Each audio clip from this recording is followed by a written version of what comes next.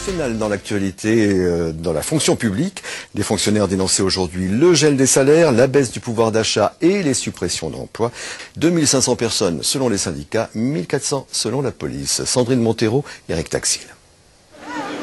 Sous les fenêtres de la préfecture, c'est une vague de drapeaux multicolores. Agents d'EDF, du Trésor public ou des collectivités territoriales côtoient des enseignants et personnels hospitaliers.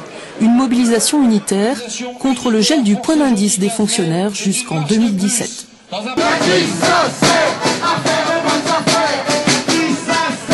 Certes, le gouvernement a concédé un réexamen du point d'indice chaque année au regard de la croissance et une augmentation pour les catégories C, les moins payées.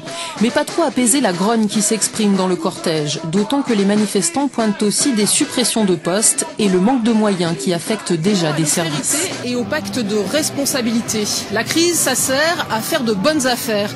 Voilà quelques-uns des slogans entendus au cours de cette manifestation. Dans le cortège très dense, des agents EDF, du Trésor public, de l'éducation nationale ou encore de la fonction publique hospitalière. Un rassemblement pour exprimer d'abord la grogne sur le pouvoir d'achat. Les syndicats rejettent le gel du point d'indice prévu jusqu'en 2017, alors qu'il n'y a pas eu de revalorisation depuis 2010. Ils s'inquiètent des suppressions d'emplois destinées à compenser les créations dans les ministères dits prioritaires, justice, police, éducation. Une mobilisation qui a valeur de test alors que lundi prochain aura lieu une première réunion de négociation sur les parcours professionnels. À signaler également la présence d'un collectif d'étudiants et de salariés de l'université Blaise Pascal qui protestent contre le programme d'économie budgétaire annoncé au sein de l'établissement et la suppression de 67 postes de contractuels pour faire face au déficit.